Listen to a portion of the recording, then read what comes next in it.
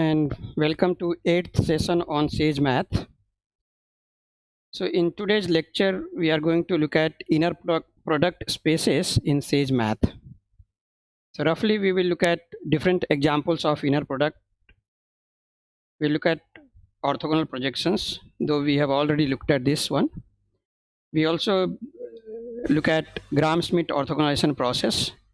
We will also look at orthogonal projection of a vector onto a subspace. We will look at reflection about a hyperplane, and then we will look at an application which is very widely used application in engineering known as least square problems. We also call curve fitting. So let us look at, so suppose we have, let us say, two vectors in R3. Then we know that we can define dot product. So in Sage, we have already looked at this, how we can define standard dot product. So we can simply say U star V, that gives me dot product of U and V. But there is an inbuilt function to find dot product, and for that you need to do U dot underscore product, and in the bracket you write V. That also gives you can also use inner product. So if I say U dot inner underscore product V, you will get again this dot product. So this is standard dot product over Rn. So you can use any one of these, whichever is more convenient. Suppose we want to find norm, we can simply use norm of a vector. Let us say V, that will give me the norm of this vector V, or any vector, yeah, right. And you can of course verify that this is dot product is an inner product, and you can also try to verify various inequalities like Cauchy-Schwarz inequality, triangle inequality, and some of the identities that generally you must have already seen. Okay, now let us look at many times the inner product can be defined using a symmetric and positive definite matrix. So suppose you have a 3 cross 3 symmetric and positive definite matrix A, then we can define inner product of U and V as V transpose times AU. Okay, and one can check that this is an inner product. In fact, most of the inner product in Rn can be obtained using a positive definite symmetric matrix like this. So let us look at, suppose I have a matrix A. So let us define this matrix A, and we can check whether this is a positive definite. There is a inbuilt function called is underscore positive definite that will check with positive definiteness of a matrix. You can also find eigenvalues of A and check that all eigenvalues are positive. Okay, now to define this inner product, we can let me give a name INPA, A for the matrix A. The definition INPA of UV, what it should return? It should return U dot product with AU. AU is A into U, and then take its dot product with V. V transpose AU is same as V dot product AU. Okay, so let us define this. Now if I give any two vectors, for example, let us say E1 as E1 and E2 as standard basis elements, and then let us find out what is this inner product of E1 and E2. So I can say EINPA of E1 and E2. Okay, so you can see here this E1, E2 are not orthogonal, although they are orthogonal with respect to a standard inner product. However, with respect to this inner product, these two vectors are not orthogonal. In fact, you can find out norm of let us say E1 with respect to this inner product. So what will you get?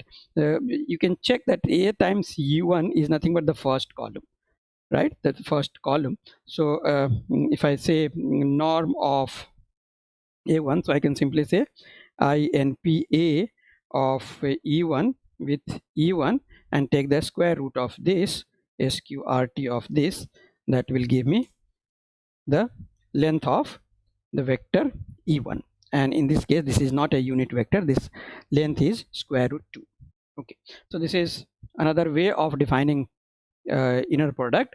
Of course you can check that this is an inner product. I'm sure in standard linear algebra course you must have already checked this step by step.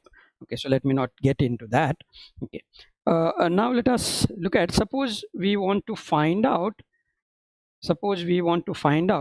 a vector perpendicular to the unit vector E1, a vector E1 under this above inner product. So how can one find? What is that we want? We want to find a vector which is perpendicular to 1 0 0 under this inner product. So how do I do that?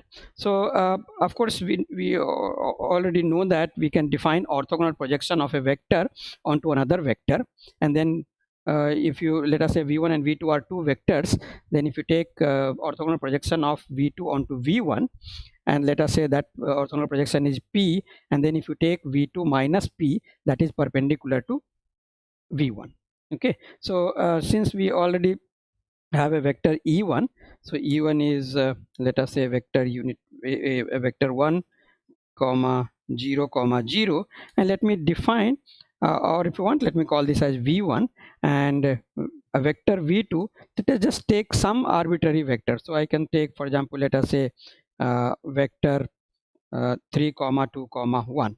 Okay, now we can find orthogonal projection of v2 onto v1 and then take out that orthogonal projection from v2.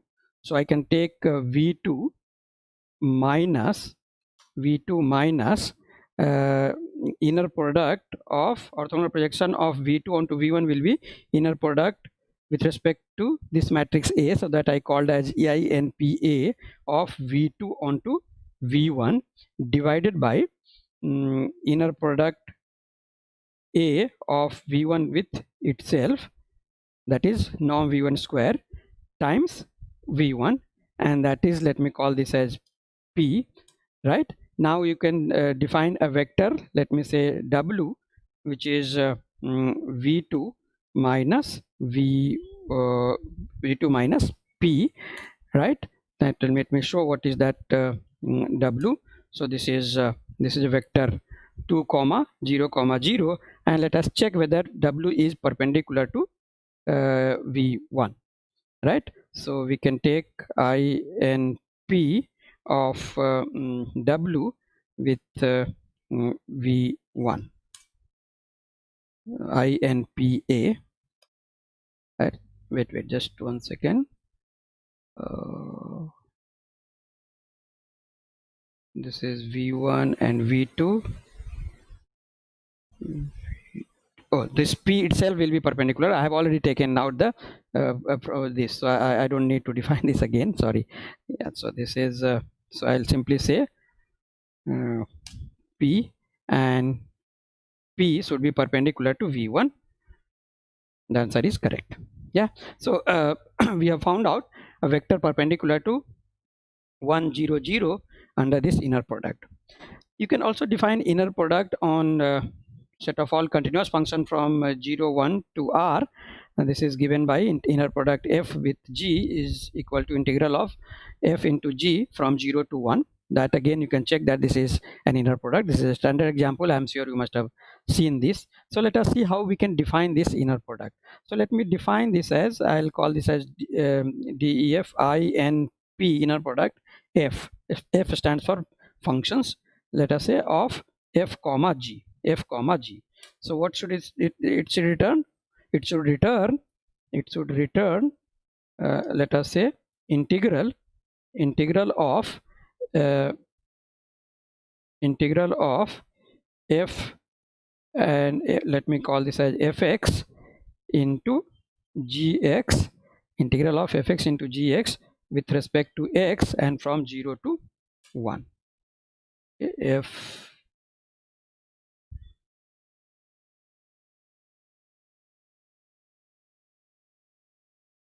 F comma g here, right? Yeah, so that's a inner product. And then suppose I have a vector, let us say, let me call this as p1x is equal to, let us say, x cube plus 2 star x plus 3 or plus 2, and p2 of x, another vector, let us say I'll call this as x plus 1. And in case we want to find out what is inner product of f of p1 with just and p2, then you will get an answer. Yeah, so that is 307 divided by 60, right? If you want to find out, let us say, uh, norm of a vector with respect to this inner product. So let me define because we will make this use of this later. So let me define, I'll call this as norm f of a function f. And what should it return? It should return the norm, that is square root of INPF, inner product of f with itself, right? Similarly, if you want to find, let us say, orthogonal projection of a function, let us say f over g, then let me again define that DEF. Let me call this as projection f of g onto f. So then what will this be? This should return uh, take inner product of g with f. So this means that we want to find inner product of g onto f. Sorry, we want to find orthogonal projection of g onto f.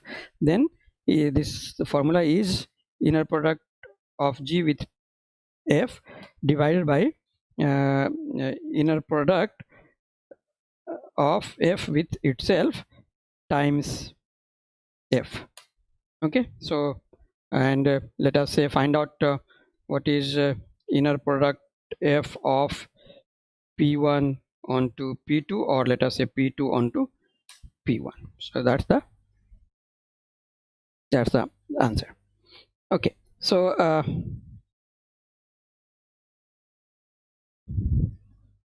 right, wait, just 1 second.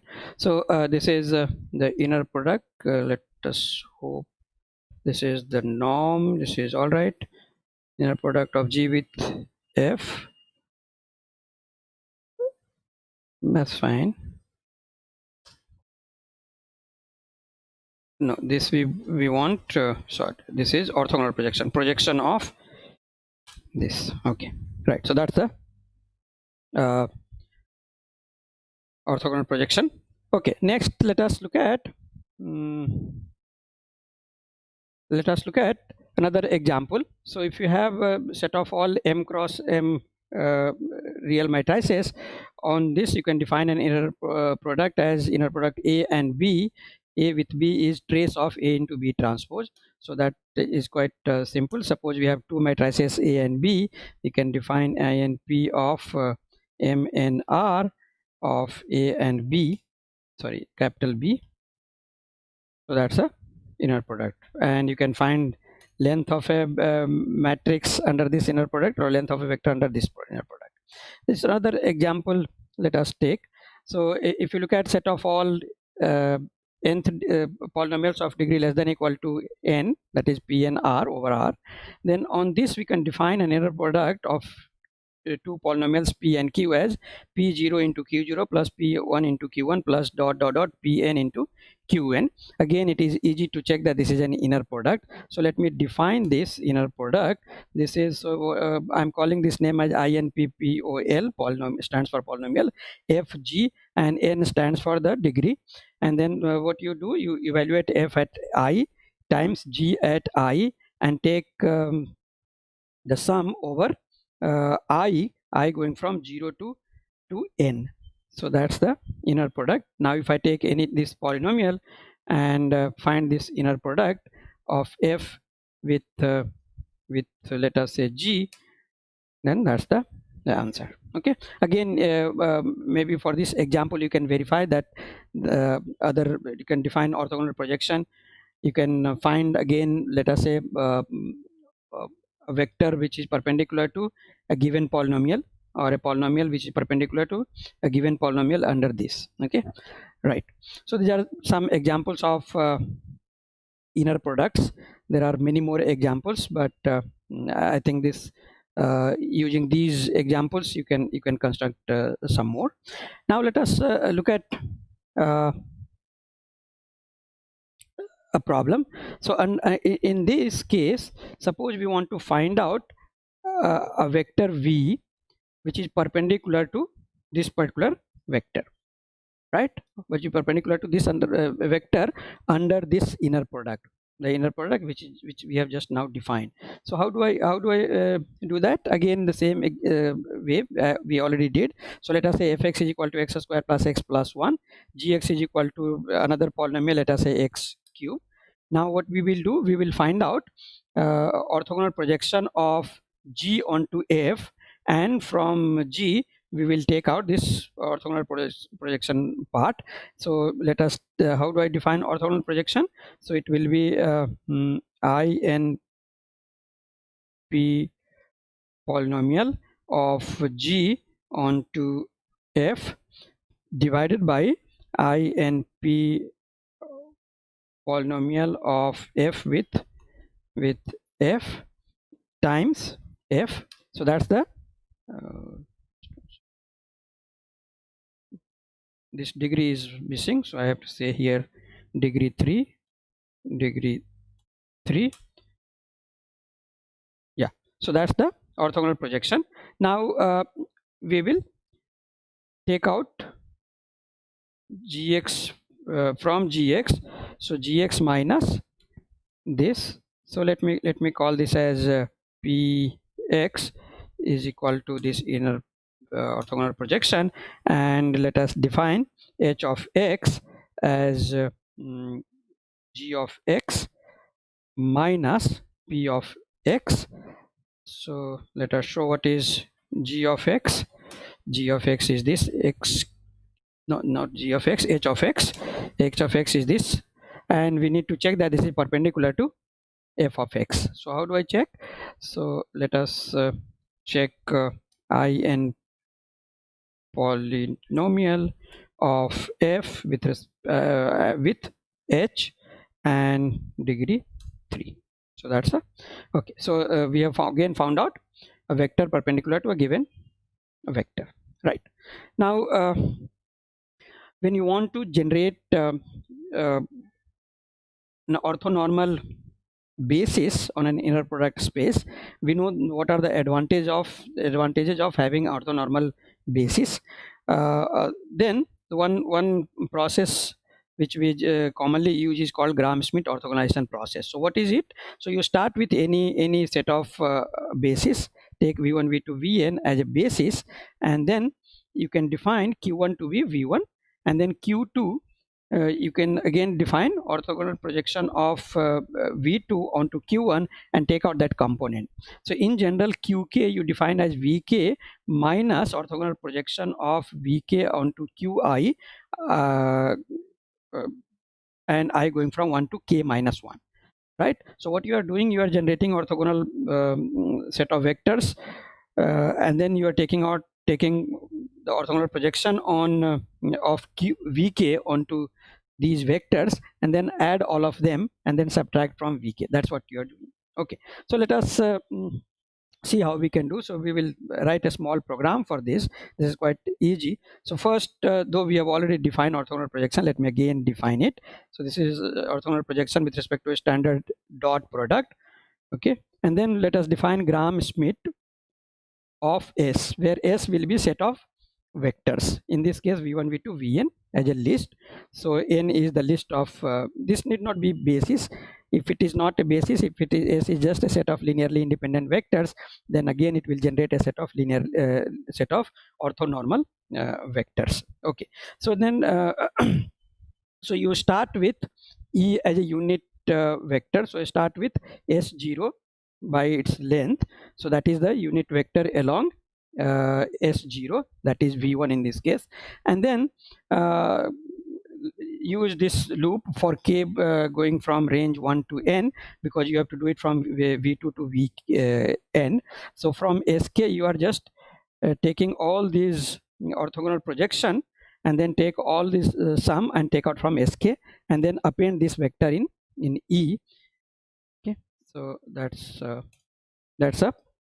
very simple user defined function for to find Gram-Schmidt orthogonalization process. Okay, now let us take an example. Suppose you take these 4 vectors in R4: 1 minus 1 3 1, 3 3 4 0, 1 minus 2 0 minus 1, 4 5 5 minus 1. Okay, so let us define these vectors v1 v2 v3 v4, and okay, I think there is some here, and then take L as the list of v1 v2 v3 v4. You can take random 4 vectors also. Okay, so now what we will do, we will find out, we will call now this Gram-Schmidt process, Gram-Schmidt function. So let us let us call this. So Gram-Schmidt, what we have called, this is Gram-Schmidt, just one second, Gram-Schmidt of L, Gram-Schmidt of L. Okay, so this is the set of vectors, or orthonormal set of vectors, and it is a orthonormal basis. If you want, we can make this as a matrix. So just one second, we can make a matrix of this. So let me say column matrix of whatever the list of orthonormal vectors we have got. Okay, so that's the, how do I check that this is basis or not? So if you call this matrix as, let us say for example, let me call this matrix as Q, then this matrix should be an orthogonal matrix. That means Q into Q transpose should be identity matrix. So let us just check that Q into Q dot transpose, this is the off diagonal elements are very very small. Okay, so that's right. So this is an orthonormal orthogonal matrix, but the Sage also provides an inbuilt function to define to do Gram-Schmidt orthogonalization process, and the function is actually Gram underscore Schmidt. Okay, so let us see how we can do. So again, let us use the same set of vectors, but in this case the input has to be a matrix, right? So we will generate A as a column matrix of L, and since this Gram-Schmidt orthogonalization process is going to involve square root and other things, etc., in matrix over rational this may not work, so you need to convert this matrix into RDF or CDF. This RDF is actually this real field of double precision.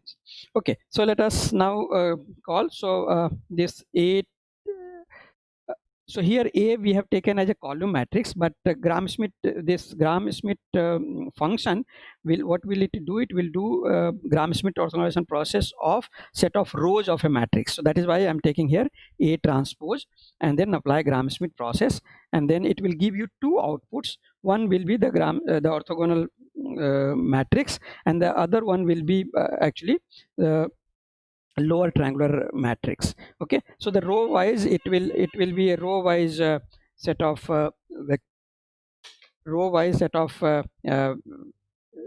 orthonormal vectors. So let us look at the transpose of this and try to print that. Okay, so this is the first row of this matrix is same as the first row of what we got using our inbuilt, our user defined function, and then the transpose of this R is going to be the upper triangular matrix. Okay, so this is what is called actually QR factorization. Of course, in standard QR factorization with the diagonal entries we take as non-negative. In this case it does not consider that. Okay, so Again, QR factorization has lots of applications, so you can look at what are the other applications of QR factorization. Now let us let us make use of this Gram-Schmidt orthogonalization process under this inner product, which we defined using this matrix A, which we have defined earlier. So if we have considered this A as a say, a positive definite symmetric matrix, defining inner product UV as V transpose AU. Under this inner product, let us find mm, let us define or let us find orthonormal set of vectors, orthogonal set of vectors. Okay, so again, this is though we have already defined, let me just redefine it. And let us take vectors e1, e2, e3, that is standard basis. We saw that these are not, they are not orthogonal with respect to this particular inner product. So here this u1 is e1, u2 is e2 minus orthogonal projection of e2 onto u1, and then e3 is u3 is e3 minus orthogonal projection of e3 onto u1 minus orthogonal projection of e3 onto u2, right? So of course we could have also written uh, a program for this, or what you could have done is you could have, when you have defined Gram-Schmidt orthogonalization process, we could have also given the given an inner product as an input, so that it would consider Gram-Schmidt orthogonalization process with respect to the given inner product, so that you can think of modifying this and accommodating a case where you can input the inner product with respect to which you want to orthogonalize. Okay, right. So this is uh, and again you can check whether they are orthogonal or not. So yeah, if I take for example u1 and u3, they are also perpendicular to each other. Okay, so let us do one more example. Suppose we take P4R, that is set of all polynomials of degree up to degree 4 over R, and define the inner product 0 to 1 fx gx, integral of 0 to 1 fx gx, and then let us find, or let us orthogonalize these basis. This is called standard basis. So take fx gx hx kx and lx as 1 x square xq and x4, and then here we have again done step by step, but as I said, you can make or user defined function and then apply Gram-Schmidt orthogonalization process. Okay, and then let me generate this unit vectors along each of these. Let us say what are these. So these are the vectors. So this is again 1, then 3 into 1 by square root 3 into 2x minus 1, 5 into 1 upon square root 5 into this, and so on. So these set of vectors, actually they are also known as Bessel's functions. So let us try to plot graph of this function and see how it looks like. So this is how it looks like. This orthonormal set of vectors obtained from standard basis 1x, x square, xq, x4. This is how it looks like. Okay, so this is very nice plot. Okay, now let us move to how to find orthogonal projection of a vector onto given subspace. First, let me just give you one more way of looking at orthogonal projection of a vector onto a line passing through the origin, right? So if you have one dimensional space, uh, then how to find orthogonal projection of a vector onto this line. Though we have already done this, you can already see, you can take a vector along this direction mx, and then you can use standard orthogonal projection that we have defined. However, if you want to do this, what we can do, we already know that orthogonal projection of a vector onto x-axis, that is nothing but it will be just the x coordinate comma 0, right? And then what you can do is you can do this in 3 steps. So if you have any the vector about which you want to let us take a vector v and you want to find orthogonal projection of v about this line y equal to mx. So first you need to rotate this by an angle theta, where theta is the angle uh, the angle which the line makes with positive direction of x-axis, and then take this orthogonal so that means you are rotating this and making it to x-axis, and then take the orthogonal projection about the x-axis and then rotate it back by theta. So that is what it is. So this if I write pm is equal to this so first you do r theta r minus theta, that is about minus theta, times p0, that is the matrix of the projection of onto x axis, and then multiply by r theta. And if you look at these matrices of rotation matrix and this, and puts tan theta is equal to m, then this gives you the matrix of this orthogonal projection is very nice matrix, which is 1 upon 1 plus m square into 1 m square. Okay, so let us look at, suppose I have a vector 4 comma minus 1, and you want to find orthogonal projection of 4 comma minus 1 about a line y equal to half x. Then how will you do? So let us take m is equal to half, and p, the matrix of this orthogonal projection, is 1 upon 1 plus m square times matrix 1 m square, and v is a vector 4 comma minus 1, and let me call pv as the orthogonal projection, pv as orthogonal projection, and then we can even plot all these things together.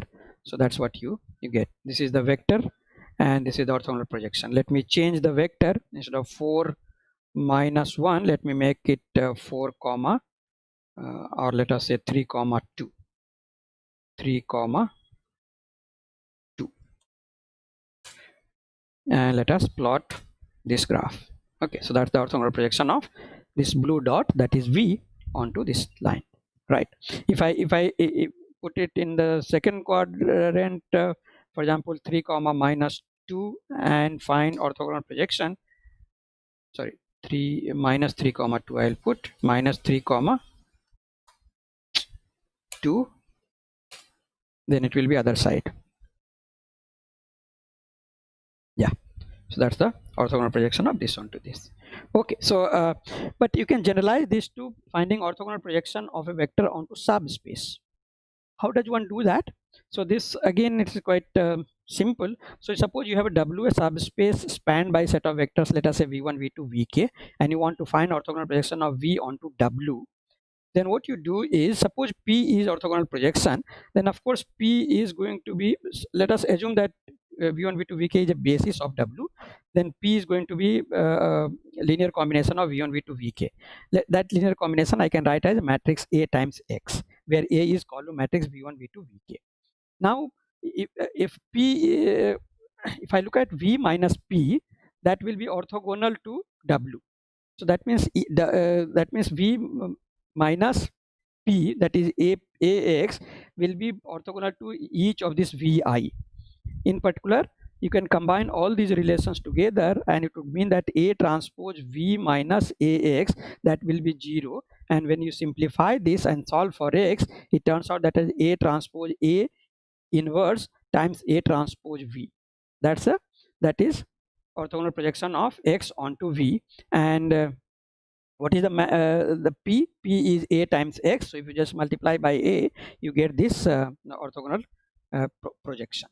Okay, so that is how we can find orthogonal projection of a vector onto subspace spanned by set of vectors. This matrix Q we generally call as projection matrix. Okay, so let us take a simple example.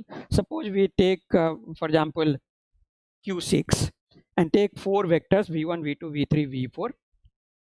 Okay, and we want to find subspace W spanned by v1, v2, v4, and we want to find orthogonal projection of V, which is 1, 2, 3, 4, 5, 6, onto space spanned by v1, v2, v3, v4.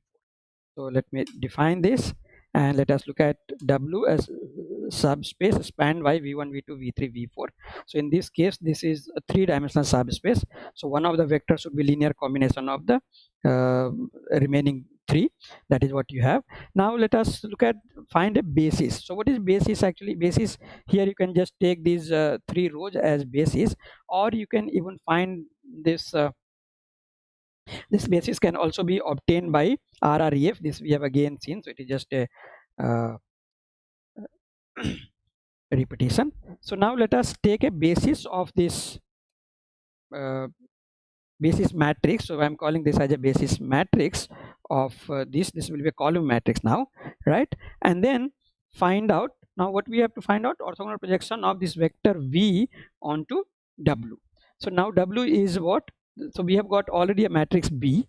So by definition, it is going to be P is equal to A into A transpose A inverse times A transpose V. So let us just use that formula. So this is PR. I'm calling that as PR. That is B into B transpose, inverse of that into B transpose B, and then multiply that by B. You will get this orthogonal projection. Okay, so this is orthogonal projection of a vector v onto subspace spanned by a set of vectors, or in particular taking a orthogonal projection of a vector onto any subspace. So this is very simple actually. Okay, now how do I check that this is a orthogonal projection or not? Of course, you can check that each vector v1, v2, v3, v4 should be perpendicular to v minus the projection vector. So v1 dot product with v minus b transpose pr, b into pr, that should be 0. Similarly, v2 should be perpendicular, v3 should be perpendicular, v4 should also be perpendicular. So v1, v2, v3, v4 are perpendicular to v minus b into pr, that is projection of v onto w. Okay, let us look at one small exercise or example.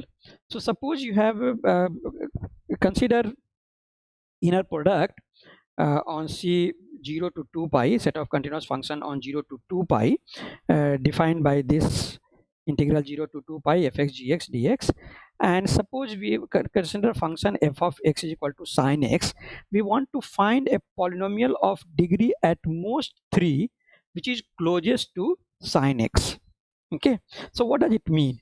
See, the orthogonal projection actually is the if you look at the vector which is orthogonal projection, that is not if you look at the distance of v to that p, that is the smallest distance will be the orthogonal projection. Okay, so this is same as saying we want to find orthogonal projection of sine x onto subspace spanned by polynomial, let us say 1x x square x cube. That is what actually we are trying to find. So let us define once again this inner product and also orthogonal projection.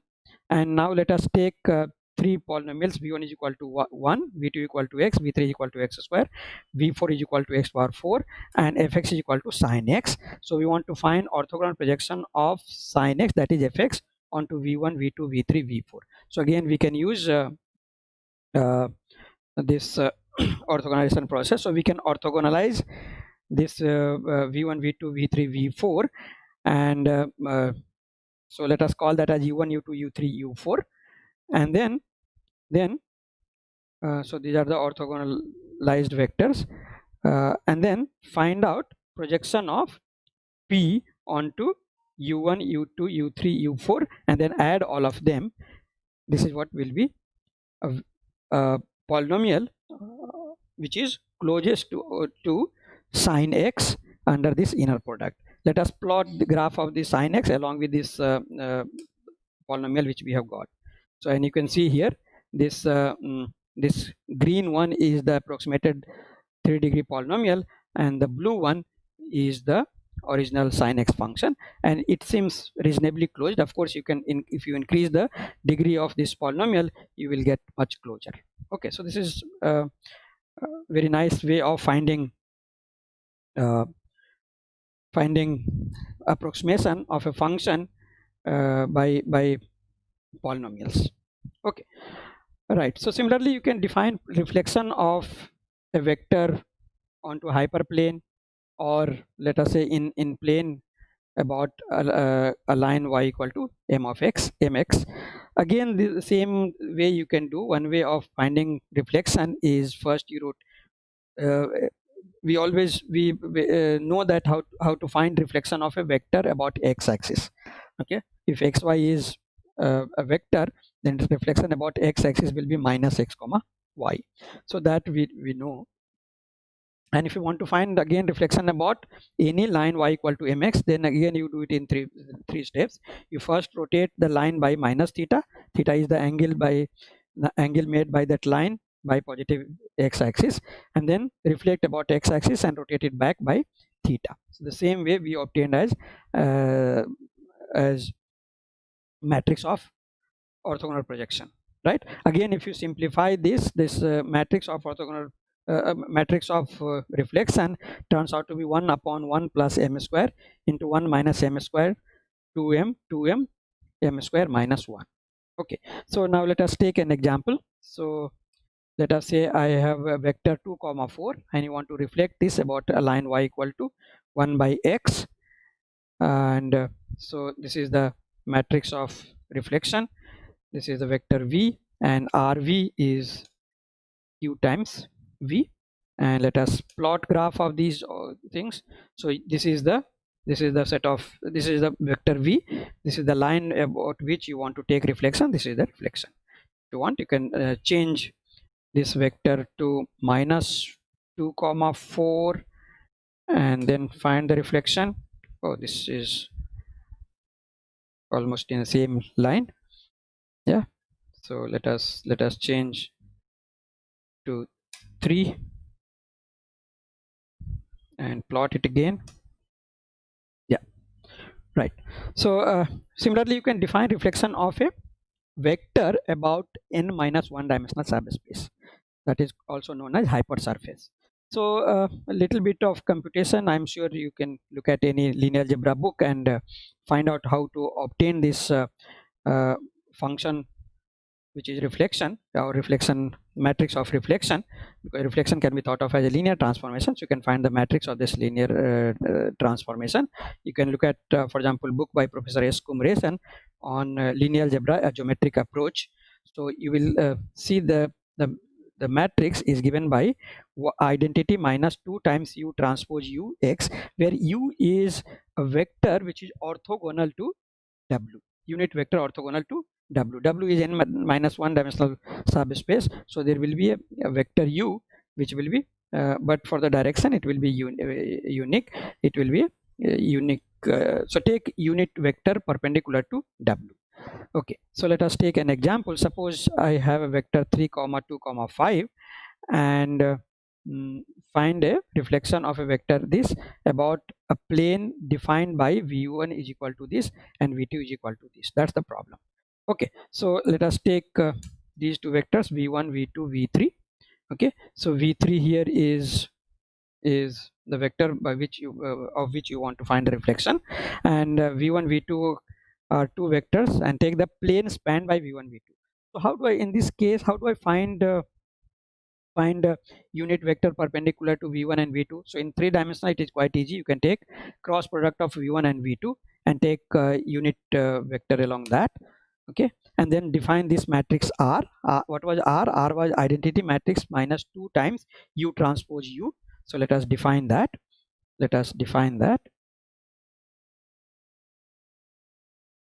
This is r, and then define matrix H, which is identity matrix minus 2 times r.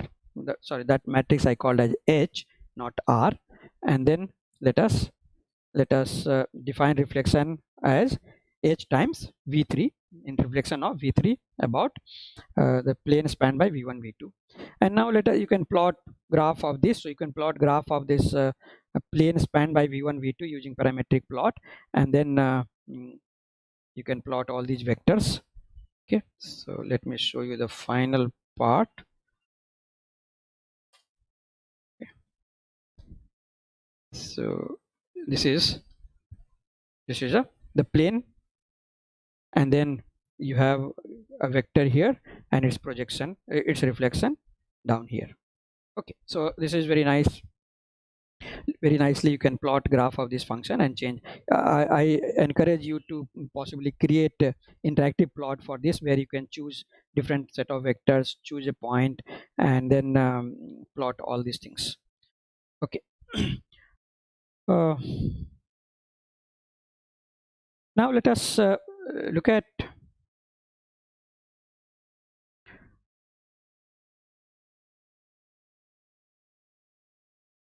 another example. So suppose you have a vector x in R4 1 1 1 1 1, and find out reflection of this about a subspace spanned by some random 3 vectors. Of course, when I say subspace spanned by some random 3 vectors, unless these 3 vectors are linearly independent, it may not span a hyperplane. But let us check that. So let us say v is equal to q to the power 4, q4, and x is a vector 1 1 1 1, and w1 w2 w3 are random elements in this, and s is list of w1 w2 w3. And then let us create a w as you can check that this, whether this is linearly independent. So how do I check? V dot linear dependence of s. You are getting the empty list, that means this is correct, this is linearly independent. Yeah, so this w1 w2 w3 are linearly independent, therefore they will span a 3-dimensional subspace, and you want to find orthogonal projection of this vector 1 1 1 about this. So how do I get now or unit vector which is perpendicular to w? So first let us define w to be spanned by v1 w1 to w3, and then take a to be the basis matrix of this, and then u will be the vector in the kernel of a transpose, and then take u to be the unit vector along this. That means you divide by the norm, so that's the u vector. So this is, it looks quite nasty, but anyway, this is a unit vector which is perpendicular to w1 w2 w3. You can check whether u dot product with any of these s1 s2 s3, it should be 0. So all these things are perpendicular to u, and let us define orthogonal projection Rx equal to x minus 2 times x dot product with u times u. So that's the orthogonal this is the reflection about the plane spanned by v1 w1 w2 w3 of a vector 1 1 1 in R4, and you can extend this to in any Rn. Okay, now let us look at an application which is called least square problems. This is very important. In statistics it is called a regression analysis. In optimization, this will be just a optimization problem of finding the smallest distance, or the vector which is at the smallest distance to some plane. So let us see what do I mean. So usually if you want to solve a system of linear equation ax equal to b, in case a is a square matrix, then you and a is invertible, you have a solution, namely x is equal to a inverse b. However, if a is not invertible, then you cannot find solution using this, right? But then you may have multiple solutions, right? But in case you have many more equations than the number of variables, that means A is not a square matrix, A is a rectangular matrix of size, let us say m by n, m rows and n columns, where m is much larger than n. And so if you are looking at a set of linear equations ax equal to b, then finding exact solution doesn't make sense, it may not exist. Then what you can ask for, what is the best possible solution that you can find out. So in particular you can look at norm of ax minus b the whole square, and you can minimize this. So find x which minimizes norm of ax minus b whole square. This is what is called least square problem. This is what is called least square problem. So in linear algebra one can approach this in a following way. So what is that you want to find? You want to find the vector x which is at the smallest distance from the image ax from b. Okay, so that so image AX is nothing but image space of A. Now A is a linear transformation from Rn to Rm. So and B is a vector in Rm. So you can find out the space of spanned by the image of X, that is what nothing but column space of A, and then you can see the vector which will be at the smallest distance from B onto image space of A is nothing but orthogonal projection of B onto space spanned by column vectors of A. Okay, so that is what is called uh, least square solution. Okay, so we will try to solve this in two ways. One, we will use solution, we will see the solution as an orthogonal projection. Secondly, we can use calculus, or we can also use inbuilt function. Okay, so let us take a problem. Suppose A is a matrix which is 6 cross 4 matrix, 6 rows and 4 columns, whose entries are from -10 to 10. Okay, and let us say this is of maximum rank, that means rank of this matrix is 4, and A is a linear, so we can thought of A as a linear map from R4 to R6, and suppose B is a vector 1 2 3 4 5 6. Okay, we want to find uh, first you can ask whether does B lie in the image space of A. If it does, then the smallest distance will be 0, but if it doesn't, then the smallest distance will be non-zero, and that we will the distance, the point at which the distance is attained, or a vector which P on AX such that B norm of B minus P is smallest is called the orthogonal projection. Okay, so let us see how we can achieve this. So let us generate a random matrix A over ZZ, and starting value is -10, end value is 10, and let me see what is the matrix it has generated. So this is the matrix it has generated, and let us say B is a vector 1 2 3 4 5 6. Now we want to write AX minus B, the norm whole square. Okay, so first let us look at how we can do this using calculus. So actually we want to find the norm of AX minus B the whole square. We want to minimize this function, and this is a function of X. We will think of as x0 x1 x2 x3. Okay, so we can define X as a variable x0 x1 x2 x3 in the following sense. Let us say what is X here. So X is a variable x0 x1 x2 x3 x4, and then let us create this as a symbolic vector, capital X as a vector, and then let us say we'll call this as error of AX minus B. In case B lies in the image set of A, this error will be 0, and then take the sum of the error square. This is nothing but norm of AX minus B whole square. Okay, so this is the function, and this F will be now a function of x0 x1 x2 x3. Let us see that what is F. Let us show F. Okay, so this is a function of x0 x1 x2 x3 x4, right? We want to minimize this. So we have already seen in calculus session how to find a minimizer of a function of 2 and 3 variables. So we have to differentiate this function with respect to x0 x1 x2 x3, and then equate it to 0 and solve for the critical point. Okay, so or that is same as saying find the gradient of this with respect to vector x0 with respect to x0 x1 x2 x3, and then equate it to 0 and solve for x. So let us find gradient. So this is the gradient vector, and then each of this coordinate, each component of this gradient vector, equate it to 0 and then solve for x. Okay, so that's the solution. So x0 is equal to this, x1 equal to this, x3 equal to this, x4 equal to this. So this x0 x1 x2 x3, that now let us define that as a vector. So this is a vector x, but what is orthogonal projection? Orthogonal projection will be A times x1. So that's the orthogonal projection, and this is a vector which is at the smallest distance from B onto the subspace spanned by the columns of A. Okay, this is the least square solution.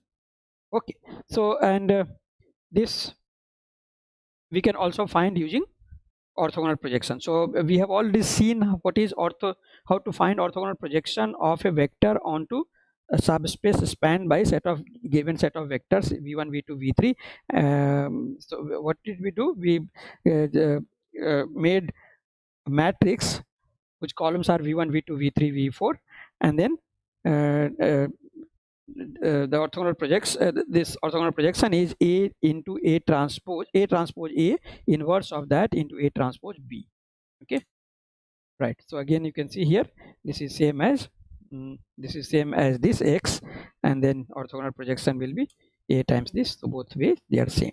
Okay, so with the orthogonal projection you can find this least square solution you can find either using orthogonal projection, right? So if you are doing linear algebra you will be doing, or that least square solution is nothing but orthogonal projection, whereas if you are looking at the same problem in calculus, this is nothing but an optimization problem which very easily you can solve by just equating gradient equal to 0 and solving for each of these variable. Okay, let us just look at one more example in this. Suppose you want to of course I said we can also solve this problem using inbuilt function. So in Python there is a library numpy, and inside that numpy there is a module called linear algebra module, and inside that there is an inbuilt function called lstsq. So if you say lstsq, if you call this lstsq of ab and then try to find out the solution, this gives you using inbuilt function. This is what we got as x. Okay, so x is called the least square solution, but ax is the orthogonal projection. Okay, so this you can also find out using inbuilt function. So we have found out the same solution using 3 different ways: one using inbuilt function, one using calculus, one using linear algebra, right? Of course all these are equivalent. Now let us take one small example. Suppose we want to fit a quadratic to a given set of 20 points. So let us take a set of 20 points. So these are a set of 20 points we have, and to this set of points we want to fit a quadratic. Let us say the quadratic is ax squared plus bx plus c. Okay, this is what we want to fit. Okay, so Sage provides you an inbuilt function called find underscore fit, and in this you need to give the set of data, the data that you have. The data here is set of ordered pair xi yi. That is what we have made here, you can see, right? And then I plotted, and then you pass on the model which you want to fit. So here what is the model? Model is a t square plus bt plus c. Instead of x I'm calling as t because x I have used it for some other things. So define a, b, c as a variable and define the model at. Model t is a function of t which is a t square plus bt plus c, and then fit this model to this given set of data, and solution dictionary equal to true, and then define the model fit. Okay, so let me execute this, and simultaneously I'm just also plotting the graph. So you can see here this is the quadratic which is best fit quadratic that fits into this given set of data. Instead of quadratic, if I say cubic, then all I need to do is I'll need, let us say, a b c d, and I'll make the model as let us say, let me call this as at cube plus bt square plus c star t plus d, and let us see. So now you can see here this is a cubic. So this may be better fit than the previous one. Okay, of course if you are doing this you can find out what is the error term in this fitting in regression analysis. You find out all these variations, etc. Right. So this is using inbuilt function, but the same thing, suppose if you want to do it using our own procedure, that means you want to find minimize distance of b from the a. So you want to minimize the distance of each point xi yi from this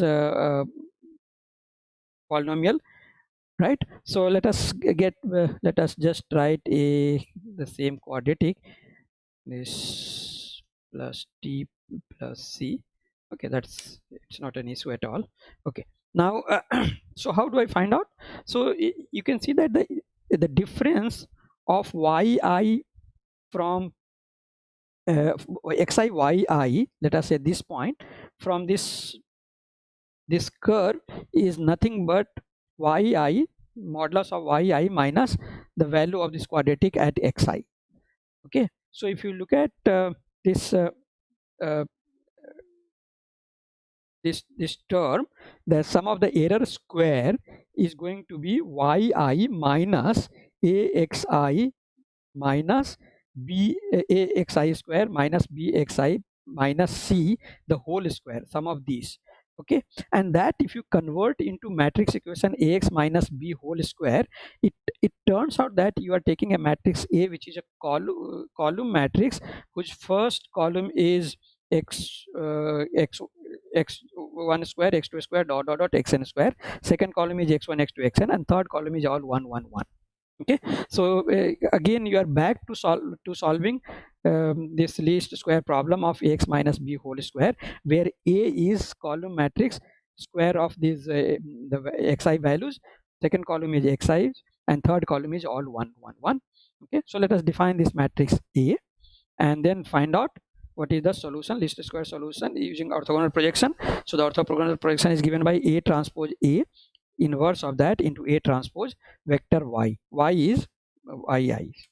Okay, and so this is what you have, and again you can see that this will be same as what you got using inbuilt function, right? This is exactly same as what you got using inbuilt function. Or you can solve the same thing using calculus. So again you define the error function, that is summation yi minus axi whole square plus bxi plus c, sum of error square of this, that is a function. So let me see what is this f. Show f.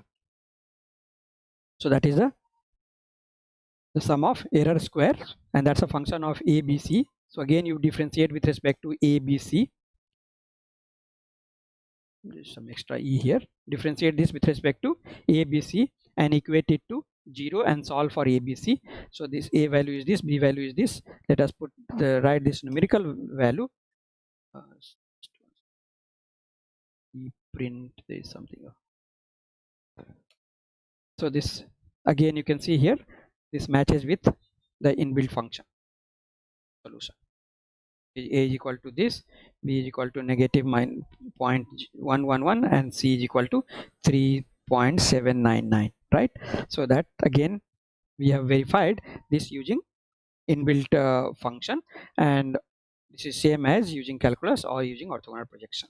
Okay, and instead of fitting quadratic, you can extend this to fitting a cubic or in general any polynomial. This is what is called linear regression problem. Okay, right. So this is one application which is very commonly used in any science or engineering. So I thought I'll take this application. So in this lecture we have explored inner product space, various inner product, Gram-Schmidt orthogonalization process, and two concepts, orthogonal projections and reflections, and these concepts we extended it to least square solutions. Okay, in fact I was thinking of giving more applications in this session, but what I have decided, I will conduct one more lecture in linear algebra, and that will be mainly in applications. Of course this also has an application, so some more applications will be covered in next session, and then we'll move on to one session on the differential equation and two more sessions on group theory. Okay, so thank you very much for attending this session. I hope all of you enjoyed this. So this worksheet and the set of assignments will be shared on this app by this evening. All of you should get it. So thank you once again for attending this session.